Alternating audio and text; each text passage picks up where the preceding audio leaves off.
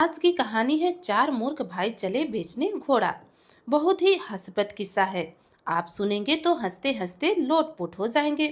तो चलिए कहानी शुरू करते हैं। बहुत पुराने समय की बात है। पहाड़ों और खेतों से घिरे एक छोटे से गांव में एक मेहनती आदमी रहता था। वह साधारण किसान था, लेकिन अपने अच्छे स्वभाव और ईमानदारी के कारण पूरे गांव में उसका सम्मान किया जाता था। उसके पास बहुत अधिक धन दौलत तो थी नहीं, पर उसके पास एक सुंदर, ताकतवर और तेज दौड़ने वाला घोड़ा था। वह घोड़ा उसकी सबसे कीमती संपत्ति माना जाता था। उस आदमी के चार बेटे थे। वह अपने चारों बेटों से बहुत प्रेम करता था। पिता के लिए तो चारों बेटे उसकी आंखों के तारे थे। लेकिन गांव वाले जानते थे कि चारों भाई दुनिया के सबसे भोले और नासमझ लोगों में गिने जा सकते हैं। वे इतने सीधे साधे थे कि कोई भी उन्हें आसानी से बेवकूफ बना सकता था। चारों भाइयों की आदतें भी बड़ी अजीब थी। जब गांव के दूसरे लोग कोई काम करने से पहले सोच विचार करते, तब ये चारों बिना सोचे समझे फैसला कर लेते थे। कई बार उनकी मूर्खताओं पर पूरा गांव हंसता था, लेकिन उन्हें अपनी गलतियों का कभी एहसास नहीं होता। समय बीतता गया। एक दिन वह बूढ़ा किसान गंभीर रूप से बीमार पड़ गया। गांव के वैद्य ने उसका इलाज किया। परिवार वालों ने उसकी खूब सेवा की, लेकिन उसकी हालत दिन पर दिन बिगड़ती चली गई। आखिर एक सुबह उसने अपने बेटों को पास बुलाया। उसने चारों बेटों की तरफ प्यार से देखा और कहा, बेटा, जीवन और मृत्यु तो भगवान के हाथों में है। अगर मैं इस दुनिया से चला जाऊं तो आपस में प्रेम से रहना, कभी लड़ाई झगड़ा मत करना। चारों बेटों की आंखों में आंसू आ गए। उन्होंने अपने पिता से वादा किया कि वे हमेशा मिलजुल कर रहेंगे। दोस्तों, कुछ ही दिनों के बाद बूढ़े किसान का निधन हो गया। पूरा गांव शोक में डूब गया। गांव वालों ने उसकी अंतिम यात्रा में भाग लिया और उसे सम्मान पूर्वक विदाई दी। पिता के जाने के बाद चारों भाई बिल्कुल अकेले पड़ गए। कुछ दिन तक तो वह दुख में डूबे रहे, लेकिन धीरे धीरे उन्हें अपने भविष्य की चिंता होने लगी। उनके पास कोई विशेष संपत्ति नहीं थी, बस वही घोड़ा बचा था जो उनके पिता की निशानी थी। एक दिन चारों भाई घर के आंगन में बैठकर सलाह करने लगे। सबसे बड़े भाई ने कहा, भाइयों, अब पिताजी तो रहे नहीं, हमें उनकी संपत्ति आपस में बांट लेनी चाहिए। दूसरा भाई बोला, बात तो सही है, लेकिन हमारे पास है ही क्या। तीसरा भाई बोला, घर तो हम सब मिलकर इस्तेमाल कर सकते हैं। चौथा भाई सोचते हुए बोला, लेकिन घोड़े का क्या। बस फिर क्या था? चारों का ध्यान घोड़े पर चला गया। वे घोड़े के पास जाकर खड़े हो गए और उसे गौर से देखने लगे। कुछ देर सोचने के बाद सबसे बड़े भाई ने कहा, घोड़े की चार टांगे हैं और हम भाई भी चार हैं, इसलिए हर भाई को एक एक टांग मिल जानी चाहिए। दूसरे भाई की आंखें चमक गई। वाह, क्या शानदार बात कही, इससे बिल्कुल बंटवारा हो जाएगा। तीसरा भाई बोला, लेकिन घोड़े का सिर, पेट और बाकी का शरीर का क्या करेंगे। और वे चारों गहरी सोच में पड़ गए। कभी कोई घोड़े की गर्दन देखता तो कभी कोई पूंछ को घूरता। वे काफी देर तक हिसाब किताब लगाते रहे, लेकिन कोई समाधान नहीं निकल पाया। घोड़ा भी उन्हें देखकर शायद सोच रहा था कि आखिर ये लोग उसके बारे में क्या योजना बना रहे हैं। उसी समय वहां से एक समझदार आदमी गुजर रहा था। उसने देखा कि चारों भाई घोड़े के पास खड़े हैं और बहुत गंभीर चर्चा कर रहे हैं। उनके पास आया और बोला, भाइयों, क्या बात है, बड़ी चिंता में दिखाई दे रहे हो। सबसे बड़े भाई तुरंत अपनी समस्या बता दी। हम चार भाई हैं और ये घोड़ा हमारे पिता की विरासत है। हम इसे आपस में बराबर बांटना चाहते हैं, लेकिन समझ नहीं पा रहे कि कैसे बांटे। वह आदमी उनकी बात सुनकर पहले तो हैरान हुआ, फिर अपनी हंसी रोकने लगा। उसने मन ही मन सोचा कि सचमुच ये चारों बहुत भोले हैं। फिर उसने प्यार से समझाया, अरे भाइयों, घोड़े को काटने की क्या जरूरत है। अगर तुम घोड़े को काट दोगे तो किसी के काम नहीं आएगा। इससे अच्छा है कि इसे बाजार में बेच दो। जो पैसे मिले उन्हें चार बराबर बराबर हिस्सों में बांट लेना। चारों भाइयों को यह बात किसी महान ज्ञान से कम न लगी। वे एक दूसरे का मुंह देखने लगे। दूसरे भाई ने कहा, सचमुच यह बात तो हमारे दिमाग में आई ही नहीं। तीसरा भाई बोला, ये आदमी बहुत बुद्धिमान लगता है। चौथा भाई खुशी से उछल पड़ा, अब हमारी समस्या हल हो गई। चारों ने मिलकर उस आदमी का धन्यवाद किया। उसके जाने के बाद वे देर तक उसकी बुद्धिमानी की तारीफ करते रहे। भाइयों, अगले दिन सुबह उन्होंने घोड़े को तैयार किया। अपने साथ थोड़ा बहुत खाने का सामान लिया और शहर की ओर निकल पड़े, जहां घोड़ा अच्छे दामों में बिक सकता था। मौसम सुहावना था। रास्ते के दोनों तरफ हरे भरे खेत दिखाई दे रहे थे। चलते चलते चारों भाई अपने भविष्य के सपने देखने लगे। सबसे बड़ा भाई बोला, जब घोड़ा बिक जाएगा तो मैं अपने हिस्से के पैसों से नए कपड़े खरीदूंगा। दूसरा बोला, मैं तो मिठाइयाँ खरीद कर खाऊंगा। तीसरा बोला, मैं गांव का सबसे अमीर आदमी बन जाऊंगा। और चौथा हंसते हुए बोला, मैं रोज आराम करूंगा, कोई काम नहीं करूंगा। उनकी बातें सुनकर रास्ते में मिलने वाले लोग मुस्कुरा देते। चलते चलते दोपहर बीत गई, फिर शाम होने लगी। सूरज धीरे धीरे पहाड़ियों के पीछे छिपने लगा। अब उन्हें एक घने जंगल से होकर गुजरना था। जंगल काफी बड़ा था। ऊंचे ऊंचे पेड़ आसमान को छूते दिखाई देते थे। पक्षियों की आवाजें गूंज रही थी और चारों तरफ सन्नाटा फैलने लगा था। सबसे बड़े भाई ने कहा कि अंधेरा होने वाला है, इस जंगल में आगे बढ़ना ठीक नहीं होगा। दूसरे भाई ने हामी भरी, हाँ, रात यहीं काट लेते हैं, सुबह होते ही आगे चल पड़ेंगे। चारों भाइयों ने एक बड़े पेड़ के नीचे आराम करने का फैसला किया। उन्होंने घोड़े को पास ही एक मजबूत पेड़ से बांध दिया और खुद जमीन पर लेट गए। दिन भर की लंबी यात्रा के कारण वे बहुत थक चुके थे। कुछ ही मिनटों में चारों गहरी नींद में सो गए। उनके खर्राटों की आवाज जंगल के सन्नाटे में साफ सुनाई दे रही थी। इसी दौरान रात के किसी पहर एक चोर वहां से गुजरा। उसकी नजर जैसे ही घोड़े पर पड़ी, उसकी आंखें चमक उठी। उसने इधर उधर देखा। चारों भाई गहरी नींद में थे। चोर मन ही मन बोला, आज तो किस्मत खुल गई, इतना अच्छा घोड़ा मुफ्त मिल रहा। वह दबे पांव घोड़े के पास पहुंचा। धीरे धीरे रस्सी खोली और घोड़े को साथ लेकर अंधेरे में गायब हो गया। चारों भाई वैसे ही खराटे भरते रहे, किसी को कुछ पता न चला। रात बीत गई। सुबह होने से थोड़ी देर पहले छोटे भाई की आंख खुल गई। उसने अंगड़ाई ली और इधर उधर देखा। अचानक उसकी नजर उस जगह पर पड़ी जहां घोड़ा बंधा हुआ था। घोड़ा वहां नहीं था। वह घबरा गया। अरे उठो उठो, हमारा घोड़ा गायब हो गया। उसकी आवाज सुनकर बाकी तीनों भाई भी जाग गए। सबसे बड़े भाई ने आंखें मलते हुए पूछा, क्या हुआ? छोटे भाई बोला, घोड़ा चोरी हो गया। दूसरा भाई जम्हाई लेते हुए बोला, अरे सो जाओ, रमजान खान ले गया होगा। तीसरा बोला, हाँ सुबह देख लेंगे। लेकिन अब सुबह हो चुकी थी। घोड़ा सचमुच गायब था। चारों भाइयों ने तय किया कि घोड़े को ढूंढना चाहिए, लेकिन उन्हें यह भी मालूम नहीं था कि रमजान खान कौन है और घोड़ा क्यों ले जाएगा। दरअसल उन्होंने बिना किसी सबूत के बस एक नाम बोल दिया था। बिना सोचे निष्कर्ष निकालना बहुत नुकसानदायक होता है। कहते हैं जीवन में कई लोग केवल अनुमान के आधार पर फैसला कर लेते हैं और बिना सच्चाई जाने किसी पर आरोप लगाना उचित नहीं होता। समझदार व्यक्ति पहले तथ्य खोजता है, फिर निर्णय करता है। जल्दीबाजी अक्सर गलतफहमी पैदा करती है। चारों भाई घोड़े की तलाश में फिर जंगल के रास्ते आगे बढ़ने लगे। चलते चलते उन्हें जमीन पर कुछ निशान दिखाई दिए। सबसे बड़े भाई ने झुककर देखा और बोला, यह ऊंट के पैरों के निशान हैं।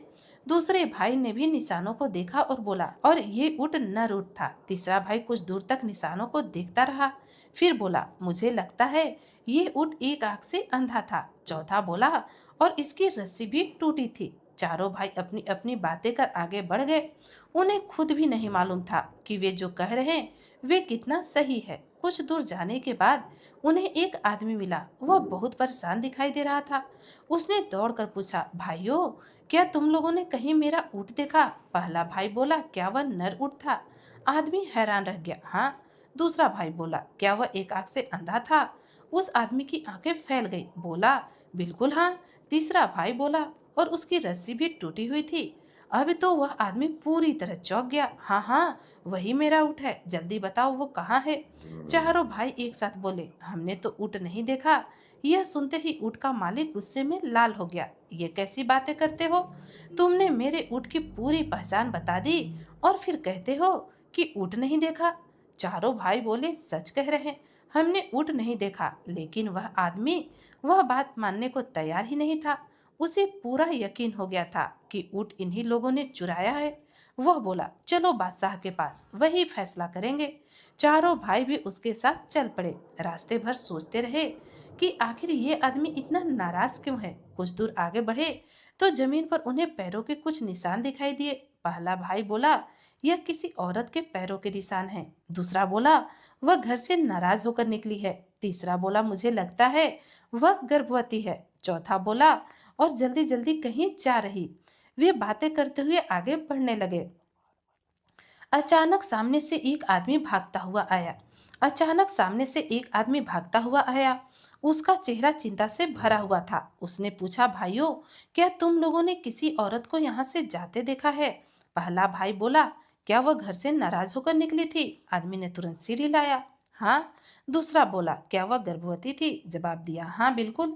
तीसरा बोला, रात में घर छोड़कर गई होगी। आदमी आश्चर्य से उन्हें देखने लगा। सही कहा, अब जल्दी बताओ वे कहाँ हैं? चारों भाई फिर एक साथ बोले, हमने तो उसे देखा ही नहीं। अब उस आदमी का भी पारा चढ़ गया। वह तुरंत बोला, तुम लोग मेरी पत्नी के बारे में सब जानते हो और फिर कहते हो कि देखा ही नहीं। जरूर तुम लोगों ने उसे कहीं छुपा रखा है। चारों भाइयों ने बहुत समझाया, लेकिन वह नहीं माना। आखिर वह भी उनके साथ बादशाह के दरबार चल पड़ा। कहते हैं, निरीक्षण की शक्ति बहुत महत्वपूर्ण होती है। बुद्धिमान लोग छोटी छोटी बातों पर ध्यान देते हैं। पैरों के निशान, रास्ते की स्थिति, टूटी हुई घास, खाए हुए पत्ते या अन्य संकेत कई बार बड़ी जानकारी देते हैं। यही कारण है कि अच्छे जासूस और शिकारी और अनुभवी यात्री हमेशा अपने आसपास के वातावरण को ध्यान से देखते हैं। हालांकि चारों भाई समझदार नहीं थे, लेकिन कई बार संयोग से उनकी बातें सही निकल जाती थी। अब रास्ते में चलते चलते वे एक शहर में पहुंचे। शहर काफी बड़ा था। बाजार में लोगों की भीड़ लगी हुई थी। चारों भाई अचानक रुक गए। उन्हें अपना घोड़ा याद आ गया। सबसे बड़े भाई ने कहा, हम तो घोड़े को ढूंढना ही भूल गए। तभी उन्हें अपने रात वाले अंदाज की याद आई। दूसरा भाई बोला, रमजान खान ने ही घोड़ा चुराया होगा। तीसरा बोला, चलो उसे ढूंढते हैं। वे लोगों से पूछताछ करने लगे। कुछ देर बाद उन्हें एक आदमी मिला। उन्होंने पूछा, भाई साहब, रमजान खान का घर कहाँ है? उस आदमी ने पास के मकान की ओर इशारा कर दिया। इतने में उस घर से एक व्यक्ति बाहर निकला। उसने पूछा, कौन हो तुम? चारों भाई खुशी से चिल्लाए, अरे यही तो रमजान खान है। बेचारा रमजान खान कुछ समझ न पाया। सबसे बड़े भाई ने कहा, हमारा घोड़ा वापस कर दो। रमजान खान हैरान रह गया, कौन सा घोड़ा? दूसरा बोला, वही जो तुम कल रात जंगल से चुरा कर लाए थे। रमजान खान गुस्से में बोला, मैंने कोई घोड़ा नहीं चुराया। तीसरा भाई बोला, झूठ मत बोलो। अब बहस बढ़ने लगी। आखिर रमजान खान ने कहा, अगर तुम लोग सच समझते हो तो चलो बादशाह के पास, वही फैसला करेंगे। बस फिर क्या था, अब जुलूस और बड़ा हो गया। आगे चार भाई, उनके साथ ऊंट का मालिक, उसके पीछे अपनी पत्नी को ढूंढता हुआ आदमी और अब रमजान खान, सब एक साथ बादशाह के दरबार की ओर चढ़ पड़े। चारों भाइयों को अभी भी समझ न आ रहा था कि आखिर उनके साथ ये सब क्या हो रहा। चलते चलते आखिरकार बादशाह के विशाल दरबार में पहुंच गए। दरबार का नजारा बड़ा ही भव्य था।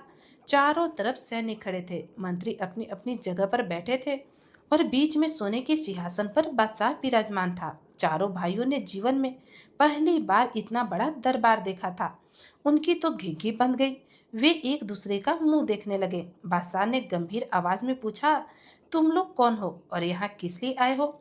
सबसे पहले ऊंट का मालिक आगे बढ़ा। उसने झुक करके सलाम किया और बोला, हुजूर, इन चारों ने मेरे गुम हुए ऊंट के बारे में सारी जानकारी सही सही बताई है, लेकिन जब मैंने पूछा ऊंट कहाँ है तो कहने लगे कि हमने ऊंट देखा ही नहीं। मुझे यकीन है कि ऊंट इन्हीं लोगों ने चुराया है। लेकिन जब मैंने पूछा कि ऊंट कहाँ है तो कहने लगे कि हमने ऊंट देखा ही नहीं। मुझे यकीन है कि ऊंट इन्हीं लोगों ने चुराया है। फिर दूसरा आदमी आगे आया और उसने कहा, बादशाह, मेरी पत्नी घर से नाराज होकर चली गई थी। इन लोगों ने उसके बारे में सब कुछ सही बताया, लेकिन फिर कहते हैं कि उन्होंने उसे देखा नहीं। मुझे शक है कि मेरी पत्नी इनके पास ही है। और रमजान खान अब आगे आया और उसने कहा, हुजूर, ये लोग मुझ पर भी झूठा इल्जाम लगा रहे हैं। मैंने इनका घोड़ा चुराया है, जबकि मैं इन्हें जानता तक नहीं। पूरा दरबार चारों भाइयों की तरफ देखने लगा। बादशाह ने भौवें चढ़ाई और पूछा कि क्या कहना चाहते हो तुम लोग? चारों भाइयों ने एक दूसरे की तरफ देखा। फिर सबसे बड़ा भाई बोला, हुजूर, हमारी भी बात सुन लीजिए। बादशाह ने बोला, कहो। बोले, कल रात हमारा घोड़ा चोरी हो गया था और हमें पूरा यकीन है कि रमजान खान ही उसे ले गया। बादशाह ने पूछा, क्या तुमने उसे घोड़ा चुराते हुए देखा? चारों एक साथ बोले, नहीं हुजूर। दरबार में बैठे लोग हंसने लगे। बादशाह ने कहा, जब देखा नहीं तो इल्जाम क्यों लगाते हो? अब चारों भाई कुछ देर चुप रहे। फिर दूसरे भाई ने हिम्मत करके कहा, हुजूर, बात यह है कि हम थोड़े बहुत ज्योतिष विद्या जानते हैं। यह सुनकर दरबार में फुसफुसाहट शुरू हो गई। बादशाह ने हैरानी से पूछा, ज्योतिष विद्या? तीसरा भाई बोला, जी हुजूर, हमें कई बात अपने ज्ञान से मालूम हो जाती है। चौथा भाई भी तुरंत बोल पड़ा, इसी कारण हमें ऊँट और औरत के बारे में भी पता चल गया था। अब बादशाह सोच में पड़ गया। उसे समझ नहीं आ रहा था कि यह चारों मूर्ख है, चालाक है या सचमुच किसी विद्या के ज्ञाता हैं। ज्ञान और अविश्वास में अंतर समझना जरूरी है। कहते हैं कई बार लोग किसी घटना को देखकर बिना जांच पड़ताल किए उसे चमत्कार मान लेते हैं, लेकिन समझदार व्यक्ति हर बात को परखता है। सच्चा ज्ञान हमेशा प्रमाण और तर्क पर आधारित होता है, जबकि अंधविश्वास केवल अनुमान और विश्वास पर टिका होता है। बादशाह भी समझदार था। उसने सोचा कि इन लोगों की परीक्षा लेनी चाहिए। अगर यह सचमुच विद्वान है तो पता चल जाएगा, और अगर झूठ बोल रहे हैं तो उनकी पोल खुल जाएगी। बादशाह ने कहा, ठीक है, मैं तुम्हारा इम्तिहान लूंगा। यह सुनकर चारों भाइयों के चेहरे का रंग उड़ गया। उन्हें खुद नहीं मालूम था कि अब क्या होने वाला है। बादशाह ने अपने एक सेवक को बुलाया, उसके कान में कुछ कहा। सेवक तुरंत बाहर गया और थोड़ी देर बाद एक बड़ा सा अनार लेकर वापस आया। बादशाह ने चुपचाप वे अनार एक मजबूत संदूक में रख दिया और संदूक बंद करवा दिया। फिर उसने चारों भाइयों की तरफ देखा, अब बताओ इस संदूक के अंदर क्या रखा है? ये सुनते ही चारों भाइयों के होश उड़ गए। उनके पैरों तले जमीन खिसक गई। वे एक दूसरे का मुंह देखने लगे। पहला भाई सोचने लगा, अब तो गए काम से। दूसरा मन ही मन भगवान को याद करने लगा। तीसरे के माथे पर पसीना आ गया और चौथा भाई तो लगभग रोने वाला हो गया। दरबार के सभी लोग उत्सुकता से उसकी तरफ देख रहे थे। कुछ देर सन्नाटा पसरा रहा। आखिर सबसे बड़े भाई ने धीरे से कहा, हुजूर, अंदर कोई गोल गोल चीज है। असल में उस संदूक का आकार देखकर अंदाजा लगाया था। बादशाह चुप रहा। दूसरा भाई बोला, उसके सिर पर कोई ताज जैसी भी है। और दरअसल उसे अनार का ऊपर वाला भाग याद आ गया था, जो अक्सर ताज जैसा दिखाई देता है। बादशाह थोड़ा चौंका। तीसरा भाई बोला, उसके अंदर बहुत सारे दाने होंगे। अब दरबारियों ने एक दूसरे को देखना शुरू कर दिया। बादशाह भी हैरान था। तभी चौथा भाई घबरा गया। उसे लगा कि अब बात छुपाने का कोई फायदा नहीं। बोल पड़ा, अरे भाई, साफ साफ क्यों नहीं कहते कि संदूक में अनार रखा है? पूरा दरबार एकदम शांत हो गया। कुछ पल के लिए किसी की आवाज नहीं निकली। फिर हर तरफ आश्चर्य फैल गया। वाह, कमाल है, इन्होंने तो सही बता दिया। लोग आपस में बातें करने लगे। बादशाह खुद भी हैरान रह गया। उसे लगा कि यह चारों सचमुच कोई अद्भुत विद्या जानते हैं। उसे नहीं मालूम था कि यह सब केवल संयोग था। कहते हैं कभी कभी किस्मत भी बड़ी भूमिका निभाती है। जीवन में मेहनत करना जरूरी है, लेकिन कुछ अवसर ऐसे भी आते हैं जब किस्मत हमारा साथ दे देती है। हालांकि केवल किस्मत के भरोसे जीवन नहीं चलता। दोस्तों, फिर बादशाह ने मुस्कुराते हुए कहा, अब मुझे यकीन हो गया कि तुम लोग सच कह रहे। चारों भाइयों ने राहत की सांस ली। उन्हें ऐसा लग रहा था जैसे मौत के मुंह से वापस लौट आए हों। फिर बादशाह ने रमजान खान की तरफ देखा। इनका घोड़ा वापस करो या उसकी कीमत अदा करो। रमजान खान हैरान रह गया, लेकिन बादशाह का आदेश टाल नहीं सकता था। बादशाह ने ऊँट के मालिक से कहा, जाओ अपना ऊँट ढूंढो, और दूसरे आदमी से कहा, तुम भी अपनी पत्नी को जाकर तलाश करो। दोनों लोग मजबूरी में चुप हो गए। अब पूरे राज्य में खबर फैल गई कि चार ऐसे ज्योतिष आए हैं जो बिना देखे सब कुछ बता देते हैं। जहां भी चारों भाई जाते, लोग उन्हें सम्मान से देखते। लेकिन सच्चाई यह थी कि उन्हें खुद नहीं पता था कि उनके साथ क्या हो रहा। दरबार से निकलते ही चारों भाई खुशी से झूम उठे। सबसे बड़े भाई ने कहा, देखा, हमारी विद्या काम आ गई। दूसरा बोला, मैं तो पहले से जानता था कि हम बहुत बड़े ज्ञानी हैं। तीसरा बोला, अब तो पूरा राज्य हमारा नाम जानता है। चौथा गर्व से बोला, अब हमें कोई काम करने की जरूरत नहीं पड़ेगी। लेकिन किस्मत अभी भी उनके लिए अजीब के लेकिन किस्मत अभी उनके लिए और अजीब खेल खेलने वाली थी। दोस्तों, रमजान खान से घोड़े की कीमत वसूल ली गई।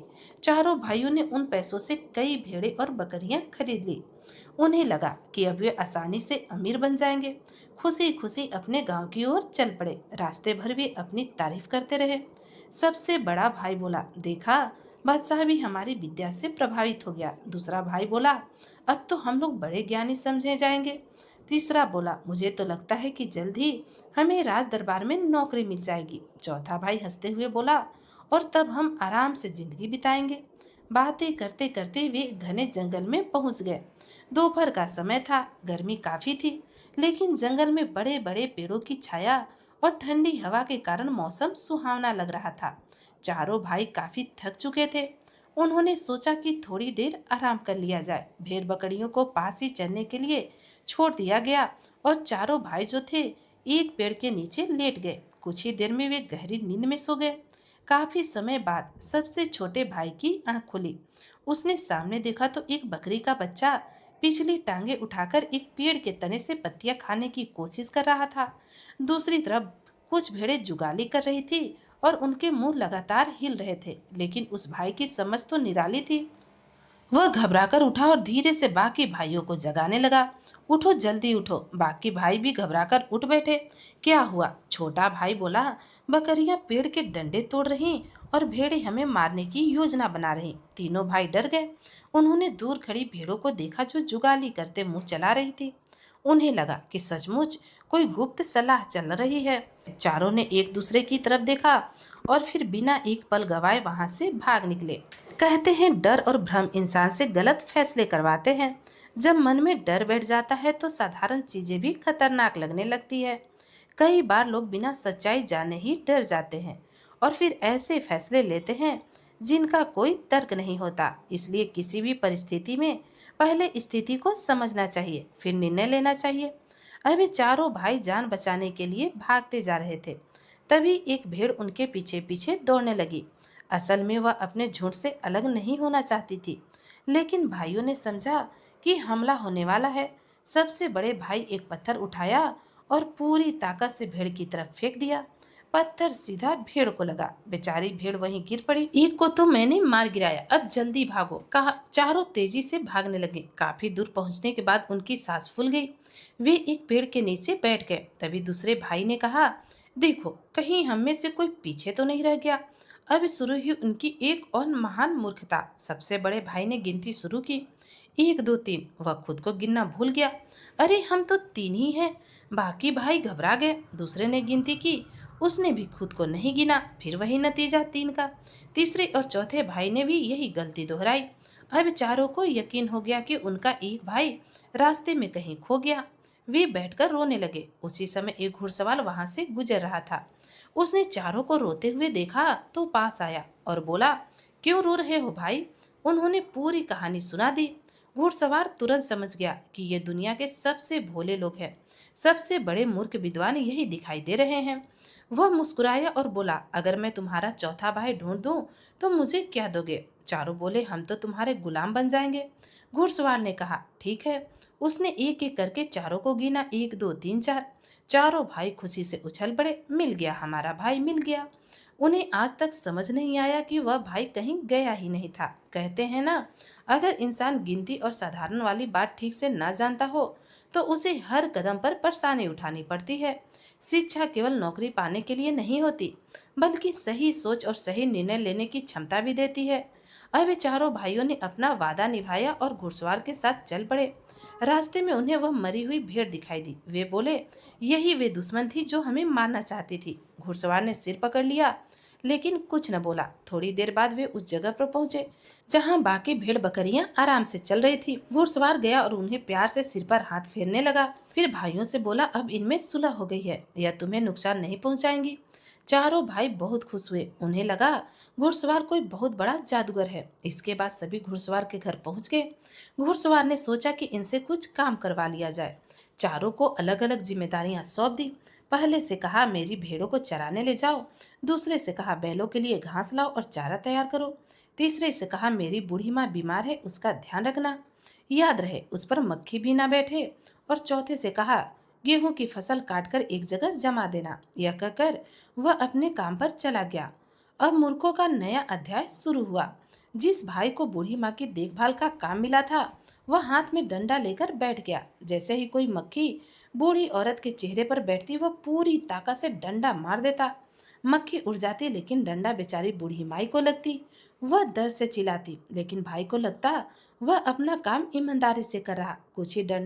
कुछ ही देर में डंडों की मार से बूढ़ी औरत मर गई। भाई ने देखा वह अब बिल्कुल शांत है।